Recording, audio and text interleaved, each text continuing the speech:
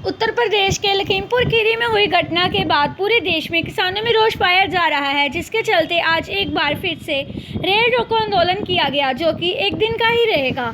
वहीं पत्रकारों से बातचीत करते हुए किसान नेता महताब सिंह सिरसा तथा हरजीत सिंह जीता ने कहा कि जितनी देर तक लखीमपुर खीरी कांड में भाजपा के मंत्री को उसके पद से नहीं हटाया जाएगा तथा दोषी के खिलाफ तक कोई ठोस कार्रवाई नहीं होगी, इसलिए वह मांग करते हैं कि दोषी के खिलाफ कार्रवाई की जाए तथा भाजपा मंत्री को उसके पद से हटाया जाए।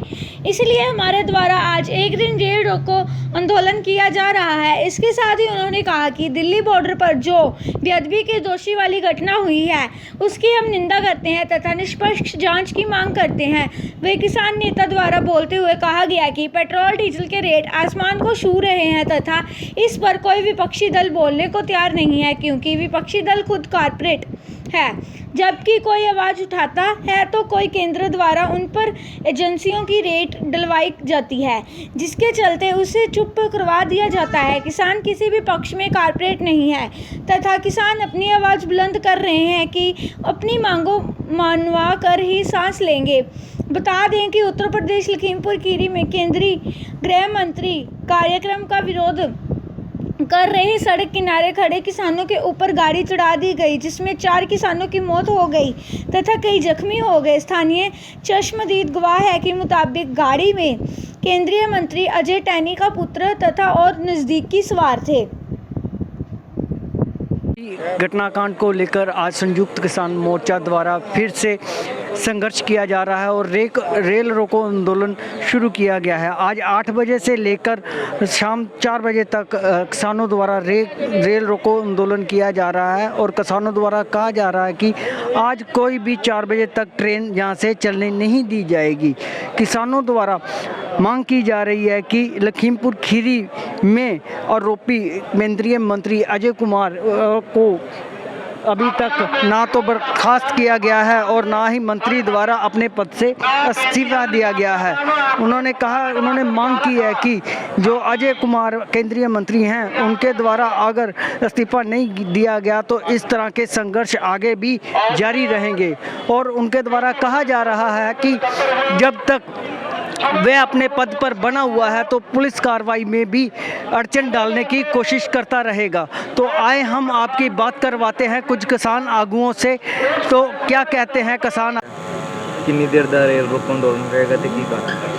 देखो ये ਜਿਹੜਾ ਲਖੀਮਪੁਰ ਖੀਰੀ ਦੇ ਵਿੱਚ ਬੜੀ ਨਿੰਦਣਯੋਗ ਘਟਨਾ ਹੋਈ ਸੀ, ਉਹਦੇ ਸਬੰਧ ਦੇ ਵਿੱਚ ਅਜੇ ਮਿਸ਼ਰਾ ਜਿਹੜਾ ਮੰਤਰੀ ਆ ਕੇਂਦਰੀ ਰਾਜ ਗ੍ਰਹਿ ਮੰਤਰੀ ਆ, ਉਹਨੇ ਹੁਣ ਤੱਕ ਨਾ ਅਸਤੀਫਾ ਦਿੱਤਾ ਨਾ ਉਹਨੂੰ ਬਰਖਾਸਤ ਕੀਤਾ ਗਿਆ। ਉਹਦੇ ਸਬੰਧ ਦੇ ਵਿੱਚ ਜਿਹੜਾ ਇਹ ਪ੍ਰੋਗਰਾਮ ਅੱਜ ਸਵੇਰੇ 10 ਵਜੇ ਤੋਂ ਲੈ ਕੇ ਸ਼ਾਮ ਦੇ 4 ਵਜੇ ਤੱਕ ਟ੍ਰੇਨਾਂ ਰੋਕਣ ਦਾ ਪ੍ਰੋਗਰਾਮ ਹੈ।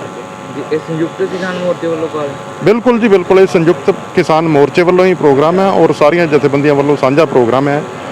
ਜੋ ਵੀ ਸੰਯੁਕਤ ਕਿਸਾਨ ਮੋਰਚਾ ਜਿਹੜਾ ਵਾ ਪ੍ਰੋਗਰਾਮ ਦਿੰਦਾ ਅਸੀਂ ਉਹਦੇ ਤੇ ਹੀ ਫੁੱਲ ਚੜਾਉਂਦੇ ਹਾਂ। ਕੋਈ ਵੀ ਆਪਣੇ ਵੱਲੋਂ ਆਪਣੇ ਤੌਰ ਤੇ ਕੋਈ ਪ੍ਰੋਗਰਾਮ ਨਹੀਂ ਹੁੰਦਾ। ਹੋਰ ਕੀ ਮੰਗਾਂ ਰਹਿਣਗੀਆਂ ਅੱਜ ਦੇ?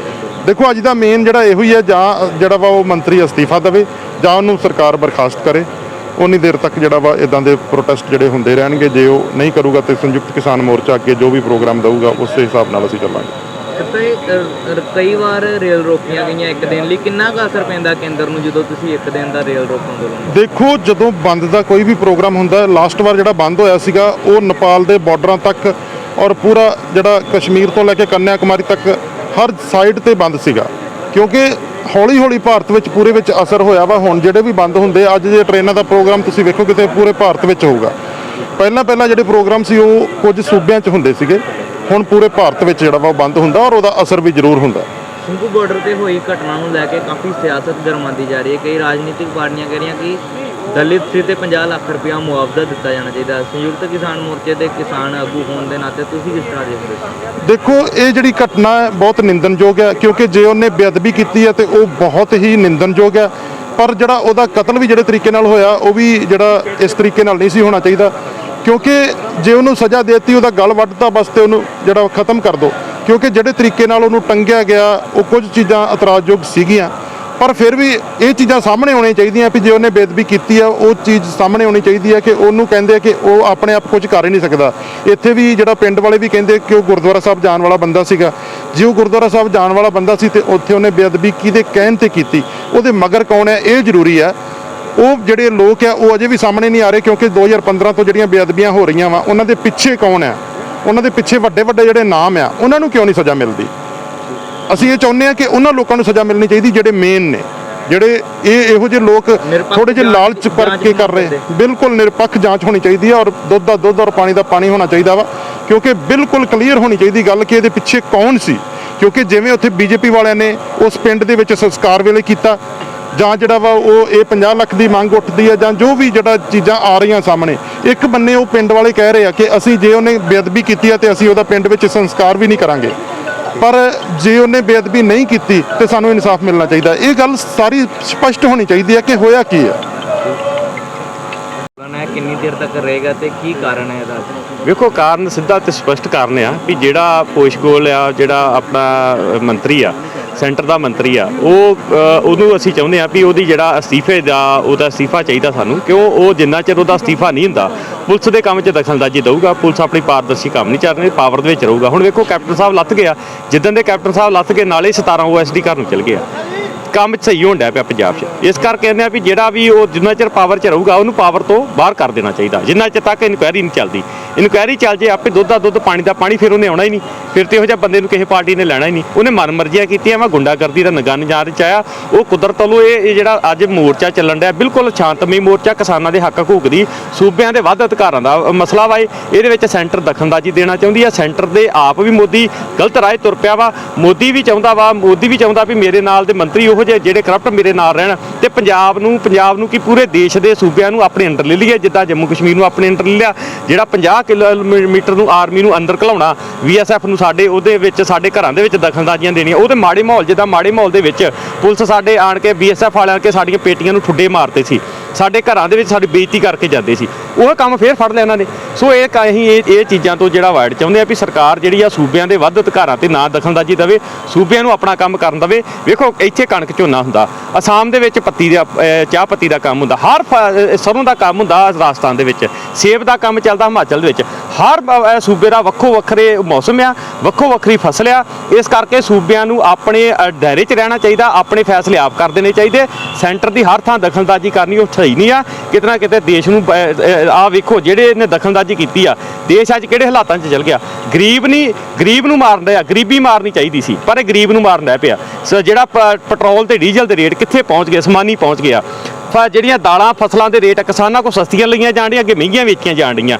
ਇਹ ਕਾਰਪੋਰੇਟ ਘਰਾਣੇ ਜਿਹੜੇ ਕੰਮ ਕਰ ਰਹੇ ਆ ਤੇ ਮੋਦੀ ਸਾਹਿਬ ਇਹਨੂੰ ਬੜਾਵਾ ਦੇ ਰਹੇ ਆ। ਇਹਨਾਂ ਮਸਲਿਆਂ ਤੇ ਸਾਡਾ ਜਿਹੜਾ ਪ੍ਰੋਟੈਕਸ਼ਨ ਕਰਨਾ ਜੀ। ਕੀਤਾ ਸਾਹਿਬ, ਜਦੋਂ ਕਾਂਗਰਸ ਦੀ ਸਰਕਾਰ ਸੀ 80 ਰੁਪਏ ਦੇ ਕੋਲ ਪੈਟਰੋਲ ਦਾ ਰੇਟ ਹੋਇਆ ਸੀ ਤੇ ਸੜਕਾਂ ਤੇ ਹਾਹਾਕਾਰ ਮਚ ਗਈ ਸੀ। ਹੁਣ 100 ਰੁਪਏ ਤੋਂ ਵੱਧ ਪੈਟਰੋਲ ਤੇ ਡੀਜ਼ਲ ਦੇ ਰੇਟ ਪਹੁੰਚਦੇ ਜਾ ਰਹੇ ਆ, ਹਜੇ ਤੱਕ ਕੋਈ ਆਵਾਜ਼ ਨਹੀਂ ਚੁੱਕਦਾ ਪਿਆ ਵਿਰੋਧੀ ਪਾਰਟੀਆਂ। ਕੀ ਲੱਗਦਾ? ਵੇਖੋ ਵਿਰੋਧੀ ਪਾਰਟੀਆਂ ਦੀਆਂ ਫਾਈਲਾਂ ਚੱਕ ਲੈਂਦਾ, ਮੰਨ ਲਓ ਜਿਹੜਾ ਕੋਈ ਬੰਦਾ ਚੱਕਦਾ ਉਹਨੂੰ ਕੈਪਟਨ ਸਾਹਿਬ ਹੈ, ਜਦੋਂ ਮੁੱਖ ਮੰਤਰੀ ਦੀ ਫਾਈਲ ਉਹਨੇ ਚੱਕ ਲਈ, ਸੂਬੇ ਦੇ ਕੋਈ ਕਿਸੇ ਨੇ ਕੂਣਾ ਹੀ ਨਹੀਂ। ਇਸ ਕਰਕੇ ਹਰ ਸੂਬੇ ਦੇ ਮੁੱਖ ਮੰਤਰੀ ਦਾ ਕਰਪਟ ਹਰ ਕੋਈ ਆ। ਇੱਥੇ ਦੇਸ਼ ਆਜ਼ਾਦ ਹੋਇਆ, ਹਰ ਕਿਸੇ ਨੇ ਘਪਲਾ ਕੀਤਾ, ਹਰ ਕਿਸੇ ਨੇ ਮਤਲਬ ਪਾਰਦਰਸ਼ੀ ਕੰਮ ਨਹੀਂ ਕੀਤਾ। ਜਿਹਨੂੰ ਉਹਨੂੰ ਪਤਾ ਵੀ ਆਪਾਂ ਉਹ ਬੇਈਮਾਨ ਆ, ਪ੍ਰਧਾਨ ਮੰਤਰੀ ਸਾਡਾ ਦੇਸ਼ ਦਾ ਬੇਈਮਾਨ ਆ, ਉਹ ਚਾਹੁੰਦਾ ਵੀ ਕਿਸੇ ਨਾ ਕਿਸੇ ਨੇ ਜਿਹੜੀ ਬੇਈਮਾਨੀ ਕੀਤੀ, ਹਰ ਕਿਸੇ ਲੀਡਰ ਨੇ ਕੀਤੀ ਆ, ਉਹਦੀ ਫਾਈਲ ਚੱਕ ਲੈਂਦਾ। ਇਸ ਕਰਕੇ ਵਿਰੋਧੀ ਧਿਰ ਕੋਲੋਂ ਰਹੀ ਨਹੀਂ, ਸਿਰਫ ਇੱਕ ਕਿਸਾਨ ਹੀ ਆ ਜਿਹੜਾ ਬੋਲਦਾ।